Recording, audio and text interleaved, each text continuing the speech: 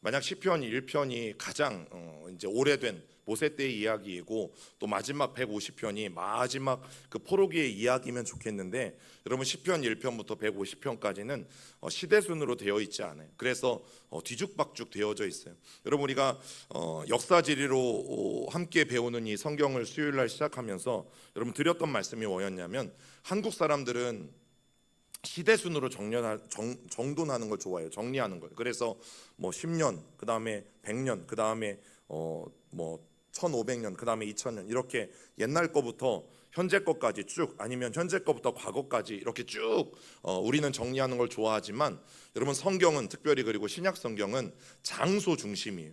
예수님의 사건도 그래서 시간 순으로 되어 있기보다는 한 장소에서 일어난 사건들을 조합해서, 대전에서 일어난 사건들을 다루고, 그 다음에는 저 옆에 옥천에서 일어난 사건들을 다루고, 또 예수님이 저기 갈릴리로 가셔서 갈릴리에서 일어난 사건들을 다루고.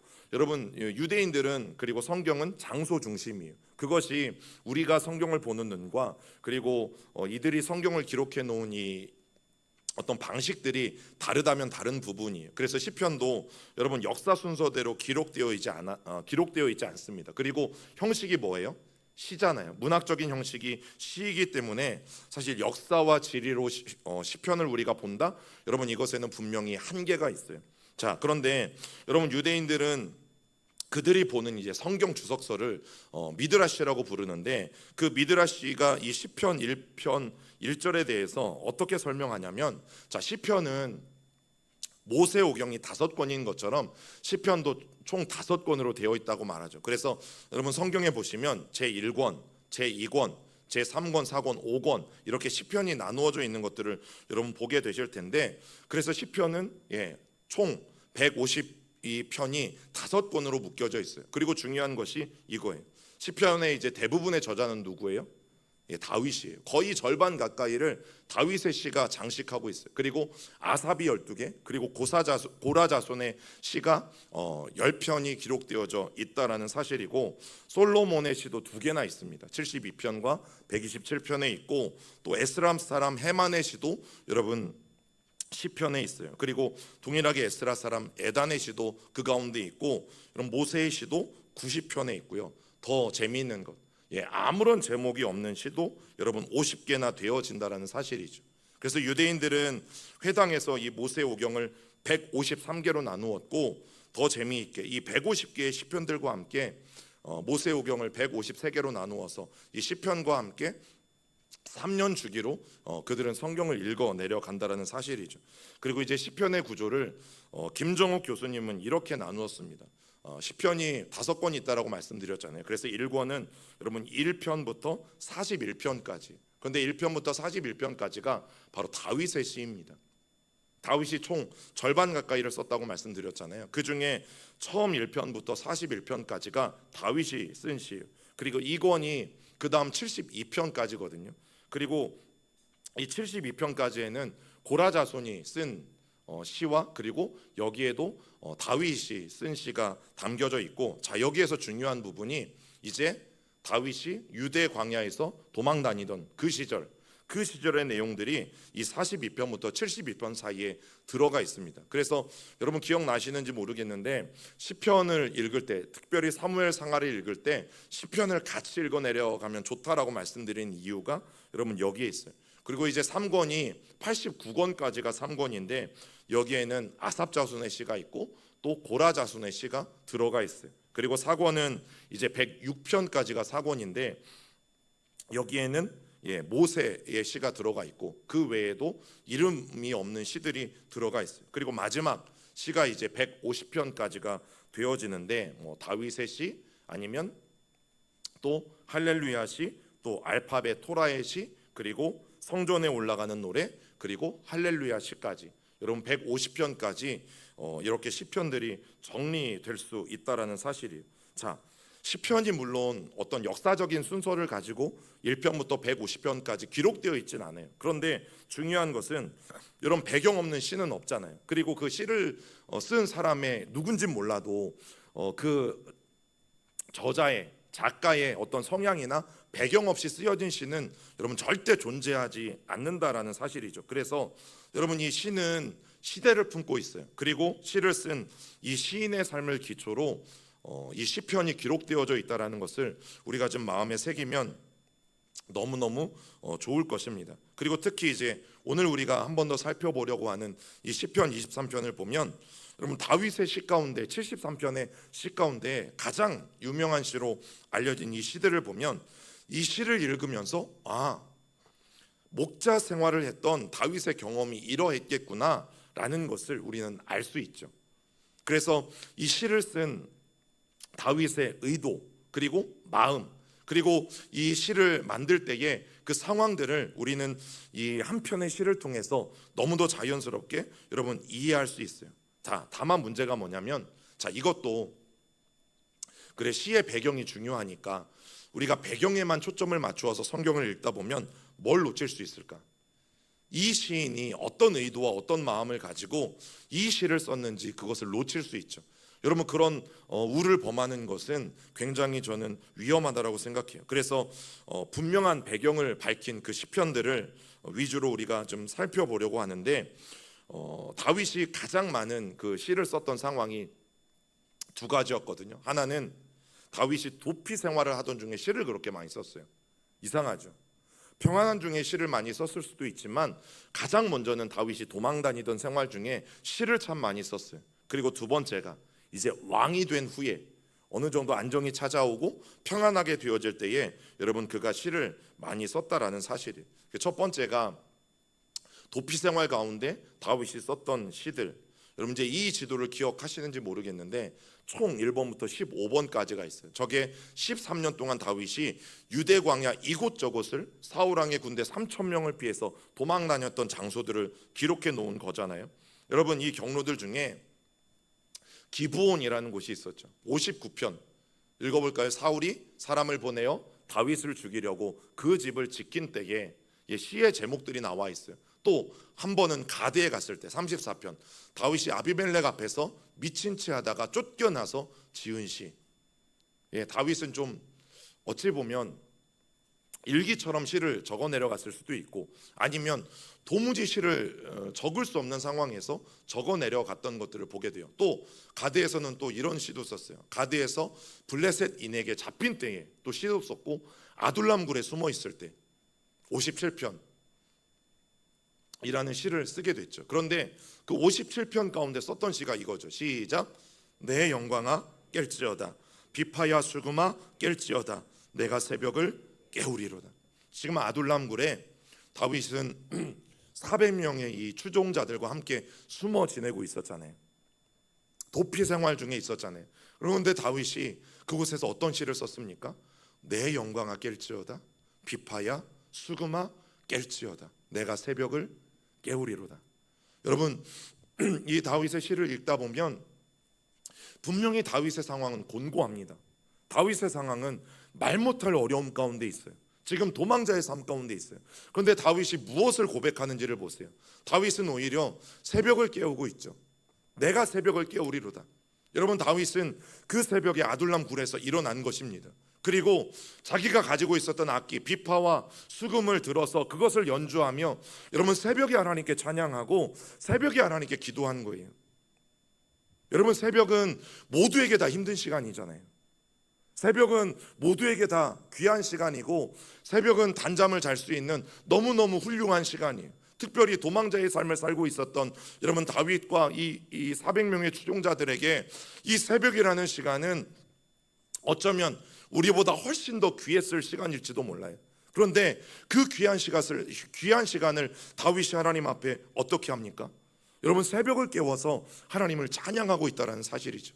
비파를 들었어요. 여러분 든다라는 것은 귀에다 댄다는 얘기가 아니라 연주했다라는 뜻이죠. 비파를 켜기 시작했어요. 수금을 타기 시작했어요. 그리고 그 음악에 맞춰서 하나님을 새벽에 찬양하기 시작했어요. 그리고 새벽에 자신의 그 힘든 육체와 자신의 그 곤고한 삶을 깨워서 하나님 앞에 아뢰어드리기 시작했죠. 여러분 다윗이 한 번만 했겠어요? 13년 동안 다윗이 도망 다니면서 여러분 전날 아둘람 굴에서 한 번만 새벽을 깨웠겠어요? 아니죠. 우리는 충분히 추정해 볼 수 있어요. 다윗은 매일매일 새벽에 일어나서 하나님을 찬양했어요. 그리고 그 새벽에 하나님 앞에 나의 곤고함을 아뢰어 드리며 내 문제를 아뢰어 드리며 여러분 하나님 앞에 기도했어요. 고난 중에 있는 분들, 환난 중에 있는 분들 새벽 깨우셔야 돼요. 여러분, 제가 광고 시간에 새벽을 강조하지 않는다고 해서 새벽이 중요하지 않은 게 아니라 여러분 환난과 고난 중에 있다면 더더욱 새벽을 깨우셔야 돼요. 왜 그런 줄 아십니까? 내 가장 그 귀한 시간을 하나님 앞에 내가 드리는 거잖아요. 그러면 그걸 하나님이 보시고 가만히 있으시겠어요? 저는 그런 하나님이라고 절대 생각해 본 적이 없어요. 여러분, 우리가 하나님 앞에 가장 귀한 것들을 내어드릴 때 하나님은 언제나 우리에게 더 큰 것으로 역사하시는 분이 하나님이시죠. 여러분, 새벽에 힘들지 않는 사람 없습니다. 새벽에 귀하지 않은 사람 없고요, 새벽에 잠이 쏟아지지 않는 사람 없어요. 그래서 새벽을 깨운다는 것은 하루의 첫 시간을 하나님 앞에 드린다는 의미도 있지만 여러분, 그 새벽 시간 귀하잖아요. 그러면 내 가장 귀한 시간을 하나님 앞에 드린다는 의미가 저는 더 크다라고 생각해요. 여러분, 그 사람을 하나님이 내버려 두시겠어요? 아니죠. 다윗은 그 새벽을 깨웠습니다. 새벽을 깨웠다는 건 뭐라고요? 단지 새벽에 잠이 안 와서 일어난 게 아니에요. 악기를 집어들어서 하나님께 연주하기 시작했고 그 연주에 맞춰서 하나님을 찬양하기 시작했고 내 곤고함과 이 도망자 생활의 어려움을 하나님 앞에 간절히 토로하기 시작했죠. 여러분, 하나님은 그 기도를 다 들으시는 거예요. 그렇게 다윗은 오히려 도망자의 삶 속에서, 오히려 곤고하고 힘든 자신의 삶 속에서 여러분 자신의 영혼을 깨웠어요. 여러분, 우리가 해야 될 신앙생활 중에 하나가 저는 이거라고 생각해요.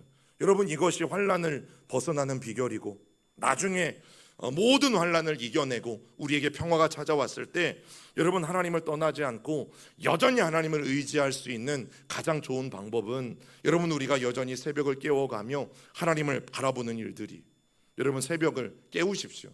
여러분, 그리고 아둘람굴에서 또 한편 142편이 쓰여지죠. 다윗이 굴에 있을 때에 주님 앞에 드려졌던 기도라고 되어져 있어요. 다윗은 곤고한 가운데 계속적으로 하나님 앞에 기도했다라는 것을 우리는 너무나 잘 알 수 있어요. 그리고 유다 광야에서는 63편의 시를 썼어요.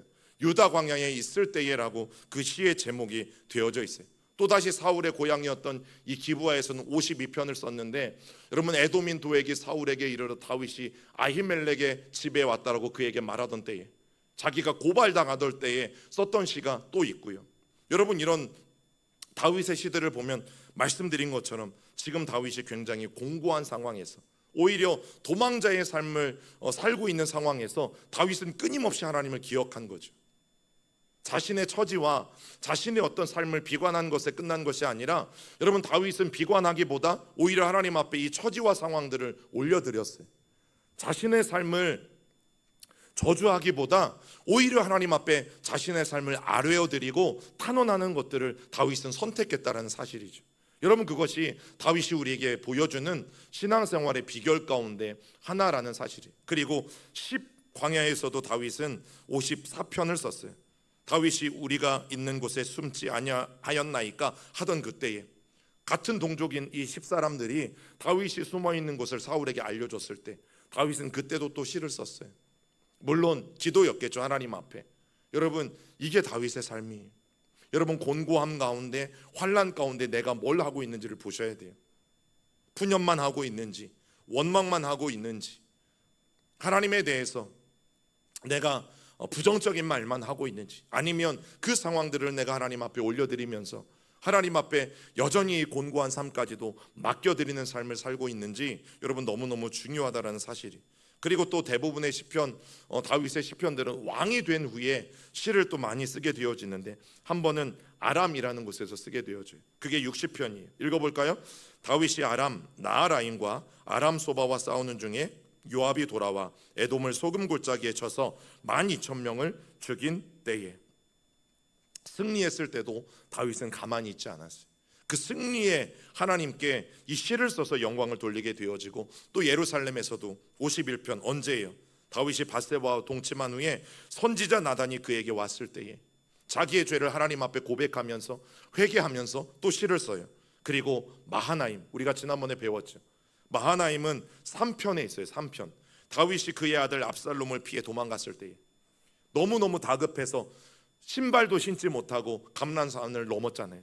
신발도 신지 못하고 다윗성에서 뛰쳐나와서 도망가느라고 여러분 이 마하나임에서 압살롬을 피할 때에 또 곤고할 때에 다윗은 하나님 앞에 기도하며 시를 써요. 또 예루살렘에서 이 시편 18편을 쓰게 되어지는데 여호와께서 다윗을 그 모든 원수들의 손에서와 사울의 손에서 건져주셨을 때, 즉 승리의 기쁨, 구원의 기쁨을 하나님이 주셨을 때 다윗은 그때 또 18편을 썼어요. 그 18편 1절이 이겁니다. 시작. 나의 힘이 되신 여호와여 내가 주를 사랑하나이다. 여러분 혹시 성경에서 하나님께 사랑한다고 고백한 최초의 사람이 누군지 아십니까? 누굴까요? 다윗이. 여러분 다윗이 하나님께 감히 사랑한다라고 고백한 최초의 사람이세요. 사람이에요. 여러분 못 믿겠으면 이제 창세기부터 읽어보세요.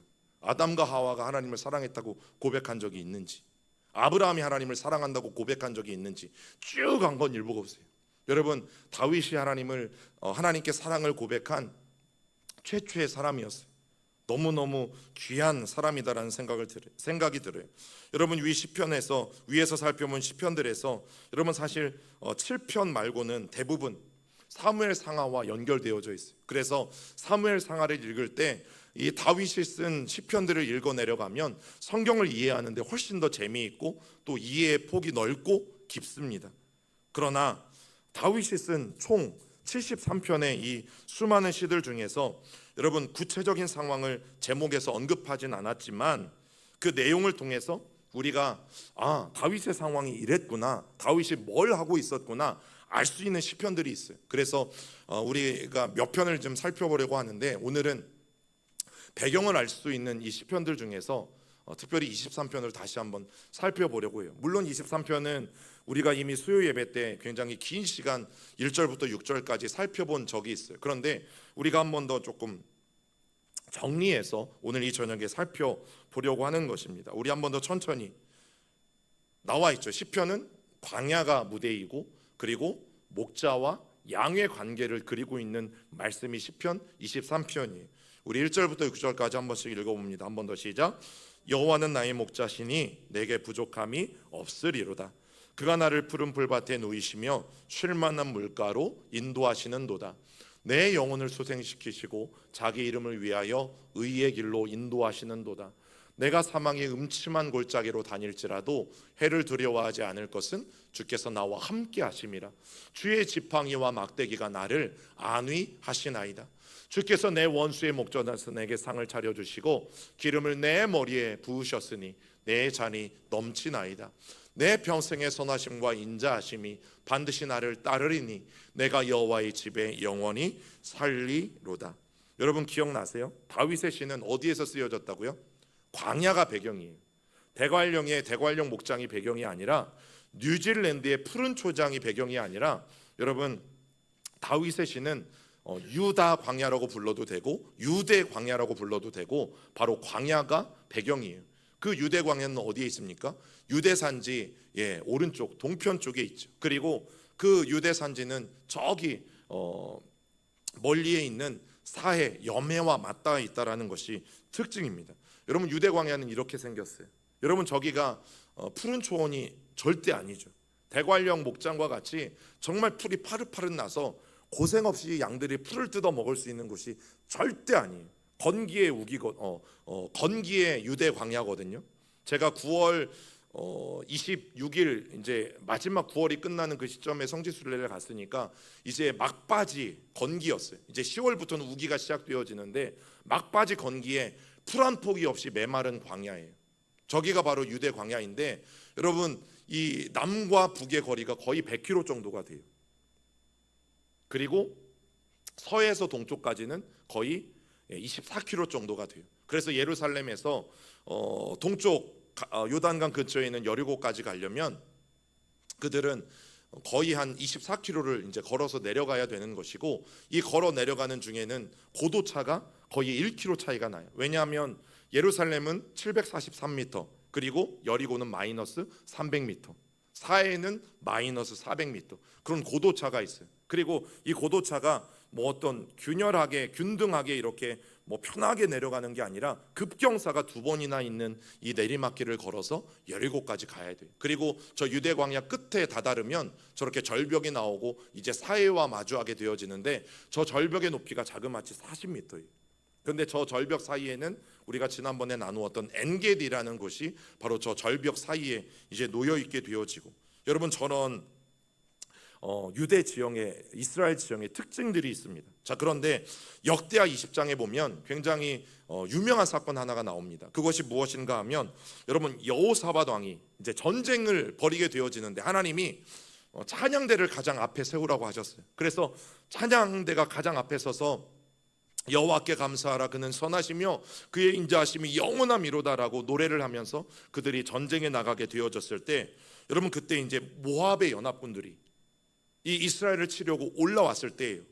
자, 그런데 그 연합군이 저 마지막 유대 광야가 끝나는 저 경사지에 있는 시스고개를 넘어오려고 기다리다가 결국에는 자기들끼리 자중질환에 빠져서 멸망하고 말았던 곳이 저 유대 광야 끝자락이에요.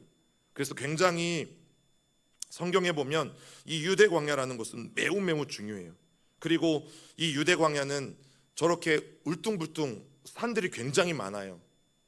저 산들이 많은 이유가 뭐냐면, 이제 이 가나안 땅에 비가 내려오게 되어지면 여러분 하늘에서 내린 비가 어디로는 흘러 내려가야 되잖아요. 통로가 생겨서. 그래서 예루살렘에 이렇게 내린 비가 여러분 기드론 골짜기라는 곳 같은 저런 사이사이가 이제 와디라고 부르거든요. 와디는 계절천입니다. 평소에 저렇게 건기 때는 그냥 강처럼 보이지 않고 그냥 길이에요. 아니면 그냥 계곡이에요. 그런데 비가 오기 시작하면 이제 저기가 와디, 즉 강으로 변하는 거죠. 그런 와디가 곳곳으로 이렇게 연결되어져 있어서 예루살렘이 높고 말씀드린 것처럼 사해가 마이너스 400m라 낮으니까 그쪽으로 내린 비들이 다 흘러 가게 되어져 있어요. 그게 유대 광야의 굉장히 중요한 특징 가운데 하나입니다.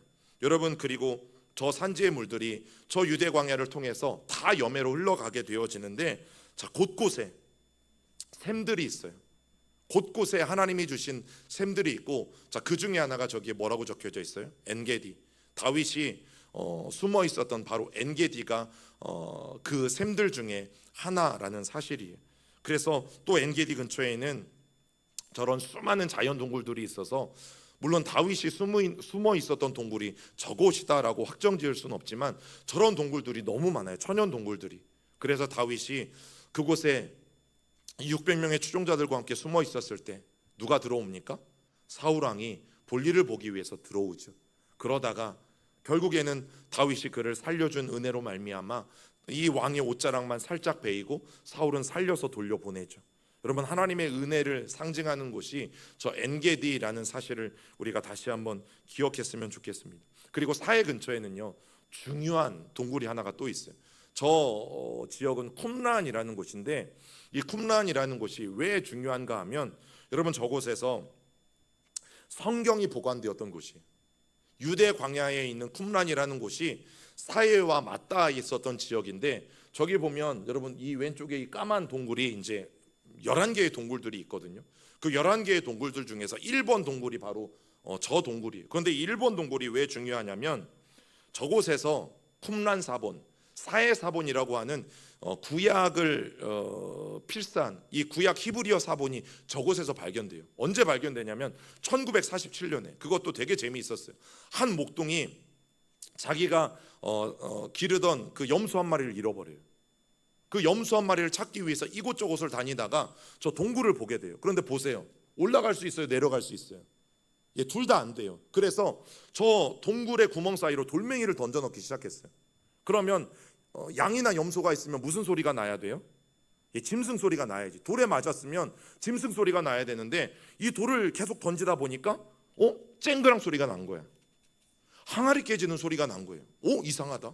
그래서 들어가 보니까 저런 항아리들이 저 쿰란 동굴 안에 있었고, 저곳에 이 항아리 안에는 구약 성경 사본인 쿰란 사본이 들어 있었어요. 그래서 이 사해 근처에 있는 저 쿰란이라는 곳이 굉장히 중요한 곳이고, 11개의 동굴들 중에 1번 동굴에서 사본이 가장 많이 발견되었어요. 그래서 다른 동굴들도 중요하지만 저 일본 동굴이 굉장히 중요한 곳이 되었어요. 그런데 이제 유대 광야는 말씀을 드린 것처럼 여러분 척박해요. 여러분 이게 푸른 초장이에요. 기억나세요? 이게 푸른 초장이에요. 이게 우기가 되어지면 이제 여기는 조금 더 그래도 푸릇푸릇한 거 그래도 보이시죠? 저보다 눈들이 다 좋으시니까. 이 푸릇푸릇한 게 이제 뭐 3cm에서 4cm 양들이 풀을 뜯어먹기에 가장 좋아하는 그 길이로 풀이 자라나요. 우기에. 그런데 그게 다예요. 여러분 대관령 양떼 목장을 가보신 분들, 또 뉴질랜드의 초원을 한 번이라도 보신 분들, 절대 유대 광야와 같지 않다라는 것을 꼭 기억하셔야 돼요. 저렇게 풀이 아주 조금 자라나요. 그것도 우기에. 그런데 양들은 너무 잘 먹어요. 그래서 양들이 한번 쑥 지나가면요 뿌리까지 다 뽑아 먹거든요. 그래서 늘 목자들은 뭘 해야 되냐면 다음에는 어디에서 양을 먹일까? 여러분 이것을 고민해야 돼요. 그래서 목자라는 직업은 너무너무 힘든 거죠. 어디에서 그 다음에는 물을 먹이고 어디에서 그 다음에는 풀을 뜯길까? 여러분 이것을 늘 준비하고 있지 않으면 자기 양떼들을 굶어 죽이기 십상입니다. 그래서 목자들은 늘 조심해야 되는데, 여러분 저 유대 광야에서 다윗이 양을 친 거예요. 그 배경이 오늘 시편 23편입니다. 자, 그런데 이제 건기가 되어지고 뜨거운 바람이 불어오게 되어지면 저렇게 아무것도 자라지 못하는 그런 돌판, 돌멩이 가득한 들판으로 변하게 되어진다라는 사실이죠. 그게 유대 광야의 특징이라는 사실이에요. 자, 이런 상황에서 양들은 살고 있는 겁니다. 그러면 양들이 살려면 이런 상황에서 해야 될 건 딱 하나예요. 목자를 절대적으로 의지해야 되는 것. 여러분 그것만이 양들이 살 길이에요. 그리고 양들은 선한 목자를 만나야만 한다라는 것. 여러분 그것만이 양들이 살 길이에요. 일단 양들은요 생명이에요. 생명. 근시안이기도 하지만 색깔을 구별하지 못해요. 이게 푸른 풀인지 이게 누런 풀인지를 구분하지 못해요. 이게 돌멩인지 아니면 이게 흙인지 여러분 구분하지 못해요. 생명이어서 얼마나 안타까워요. 그때 목자가 미리 봐둔 푸른 초장으로 자기들의 양떼를 이끌어가는 거예요. 저게 왜 흑백이냐면 오래된 사진이기 때문에 그렇습니다. 최대한 현대 사진보다는 오래된 사진이 조금이라도 이스라엘 역사의 배경에 훨씬 더 가까울 것이기 때문에, 여러분 그래서 푸른 풀이 있을 때도 양들은 기억력이 좋지 못해요. 그러다 보니까 자기 집도 못 찾아가거든요. 그래서 늘 목자들의 인도함이 여러분 양들에게 필요하다라는 사실이죠. 그리고 물가도 마찬가지예요. 여러분 조용한 물가를 양들은 스스로 찾아갈 수 없어요. 한번 갔다 왔던 곳 기억하지 못하잖아요. 우리 중에도 있잖아요. 분명히 거기 몇 년 전에 놀러 갔다 왔는데 몇 년 전에 다른 모임에서 갔는데 처음 온 것 같은, 여러분 양이세요. 괜찮아요. 양이라고 생각하면 돼. 아, 나는 양이구나. 여러분 양은 기억력이 그렇게 좋지 않아요. 그래서 한 번 갔다 왔던 곳 기억하지 못합니다. 그러면 그 모든 수고를 누가 해야 됩니까? 목자가 해야 돼요. 목자가 그 양들을 잘 인도해서 쉴 만한 물가는, 더 정확한 뜻은 조용한 물가예요. 왜냐하면 나뭇가지 하나가 떨어져서 저기 물에 파장이 생기면 그 흔들리는 자기 모습을 보고 깜짝 놀라서 도망가는 애가 양이에요. 여러분 그래서 저 쉴만한 물가라는 뜻은 사실은 조용한 물가, 잔잔한 물가예요. 아무런 요동도 없는 곳으로 데리고 가야지만 편안하게 양들이 물을 먹을 수 있어요. 그리고 중요한 것, 여러분 양의 몸에는 공격 무기가 없습니다. 뿔이라고 나 있는 거 봤자 여러분 그 뿔도요 꾸불꾸불 되어져 있어서 누군가 맹수들이 공격해 오면 그 뿔을 가지고 사실은 공격할 수도 없고 방어할 수도 없어요. 그래서 여러분 저 양들 틈 사이에 누가 있어요? 목자가 있죠. 그리고 목자가 지금 여러분 저 가운데 서 있는 목자가 어깨에 뭘 들고 있어요? 막대기를 들고 있어요. 목자들의 손에는 두 가지가 들려 있잖아요. 하나는 막대기이고 하나는 지팡이예요. 지팡이는 양들을 구원해내는 데 쓰는 것이고, 즉 수풀에 걸렸거나 아니면 손이 닿지 않는 곳에 양들이 있을 때에 그 지팡이의 구부러진 곳으로 양의 목덜미에 걸어서 그 양을 끄집어내요. 그래서 양을 살리는 데 쓰는 것이고, 저 막대기는 언제 씁니까? 여러분 저 광야에 있는 들짐승들이 많아요. 저 양들을 노리는 늑대도 있고 하이에나도 있고 다윗이 고백한 것처럼 곰과 사자도 있고, 그래서 그 맹수들로부터 양떼를 지키기 위해서 여러분 저 목자는 늘 막대기를 지니고 다닌다라는 사실이죠. 저 목자의 결연한 의지를 보면요, 감히 들짐승들이 함부로 덤벼들 수 없어요. 여러분 다윗이 진짜 고백한 게 뭐예요? 내가 곰과도 싸웠다. 다윗이 내가 사자와도 싸웠다. 내가 맹수와 싸웠다라는 고백을 그가 사울왕 앞에서 하지 않습니까? 골리앗과 전쟁할 때에. 여러분 다윗의 그 말은 거짓말이 아니에요. 진짜로 다윗은 목숨을 내어 걸고 자기 양떼를 지키기 위해서 싸웠다라는 사실이죠. 여러분 그래서 저 약한 양들이 살아남을 수 있는 방법, 저 척박한 유대 광야에서 살아남을 수 있는 방법은 하나밖에 없어요. 목자만 의지하는 거예요. 오직 목자만 바라보고 목자가 하라는 대로 하는 거예요. 그래야지만 여러분 양들은 살 수 있거든요. 그래서 다윗이 외친 게 뭐예요? 여호와는 나의 목자시니. 여러분 이 고백은 이런 의미입니다. 여호와는 나의 생명이시다. 왜냐하면 목자가 양들의 생명을 주관하고 있거든요. 쉴만한 물가, 잔잔한 물가, 그리고 푸른 초장.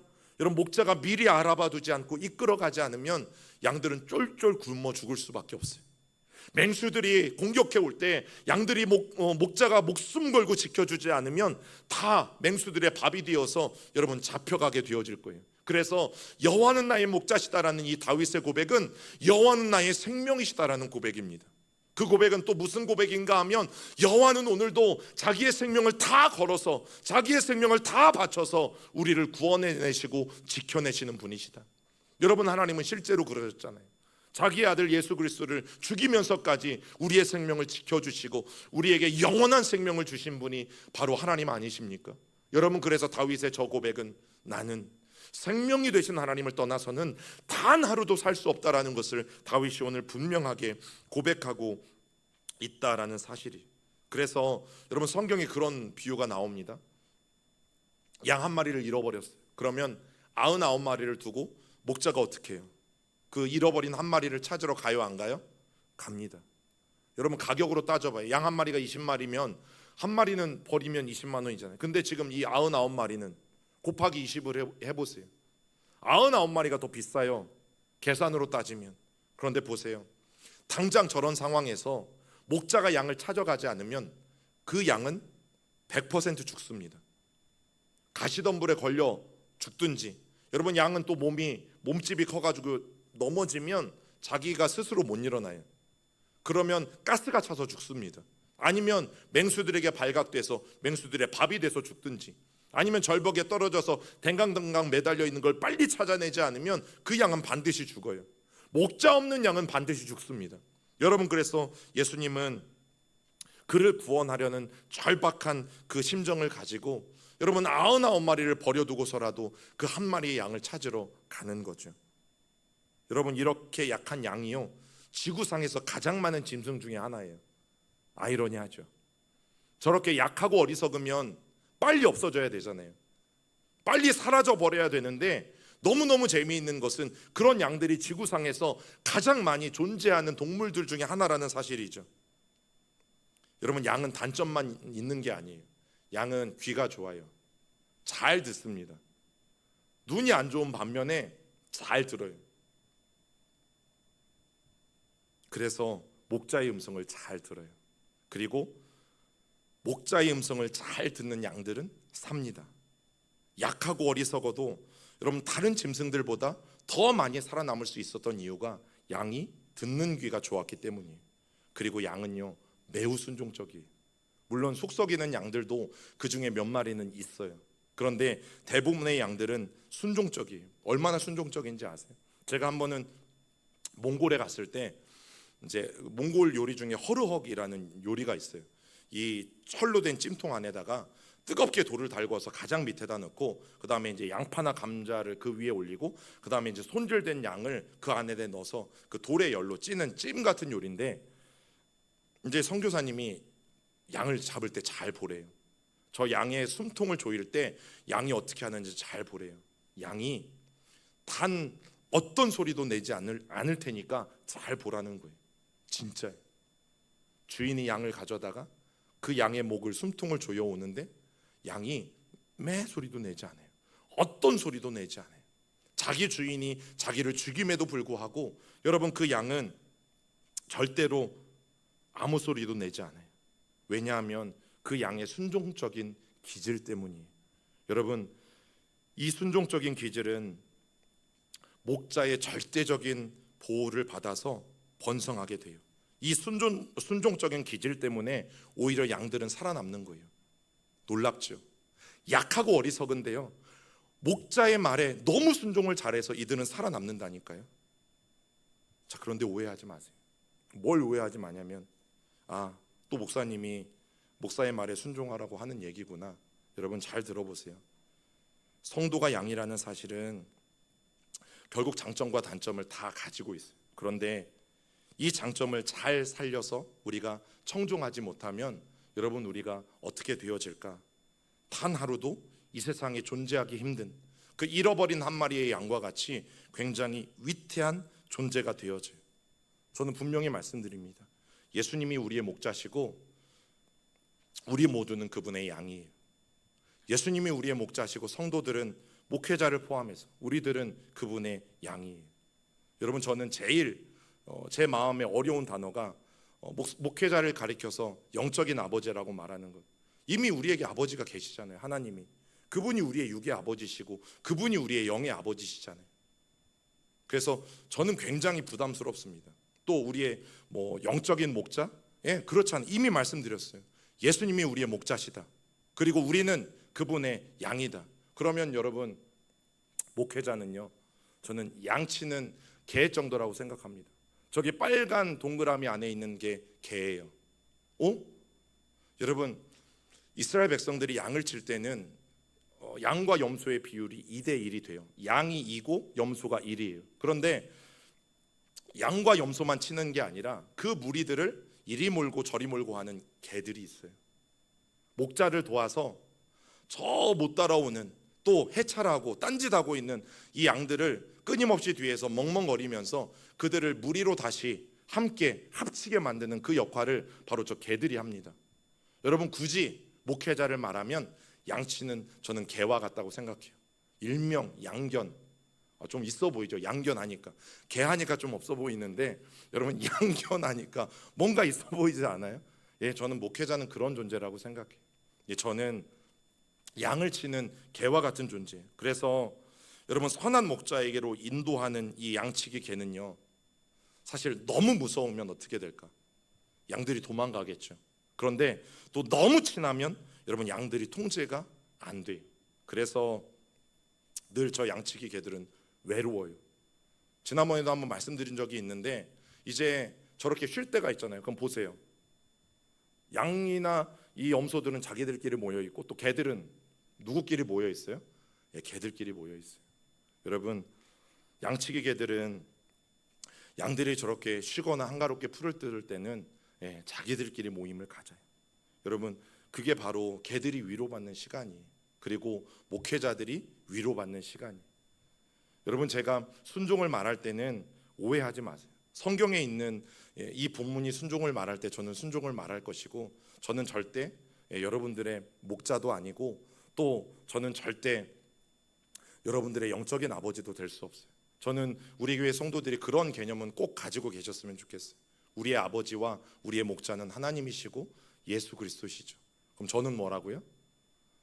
또 목사님이니까 양치는 개님 이렇게 불러야 되나? 아니 그냥 목사님이라고 부르시면 되고, 제가 하는 역할이 그거예요. 목자 되신 그 예수 그리스도와 또 양된 우리 사랑하는 성도들을 하나님과 더 가까이 또 하나님의 말씀에 순종하여 잘 갈 수 있도록 그 뒤에서 함께 역할을 감당하는 그 양치는 개와 같은 존재가 바로 목회자라는 사실이죠. 그런 관계들이 또 자기의 위치에서 우리가 성실하게 행하게 되어질 때에 여러분 하나님은 또 아름답게 우리 교회를 하나님의 교회로 또 귀하게 저는 사용하실 거라고 믿습니다. 여러분 오늘 꼭 기억하셔야 될 것은 하나님이 나의 목자 되시는 것, 그리고 우리는 그분을 따라가는 또 양들인 것을 여러분 꼭 기억하시고, 말씀드렸죠. 양은 단점만 있는 게 아니에요. 양은 귀가 좋아요. 그리고 순종을 잘해요. 그런데 하나님은 이미 예수 그리스도가 우리의 목자라고 하셨고 우리는 그분의 양이라고 하셨어요. 여러분, 하나님의 말씀을 잘 들을 수 있는 귀를 구하시고 또 하나님의 말씀에 언제라도 순종할 수 있는 그 마음을 구하십시오. 그러면 우리가 정말 하나님이 기뻐하시는 그 양이 되어서 어디로 인도하시든지 또 따라가는 귀한 삶이 될 줄 믿습니다.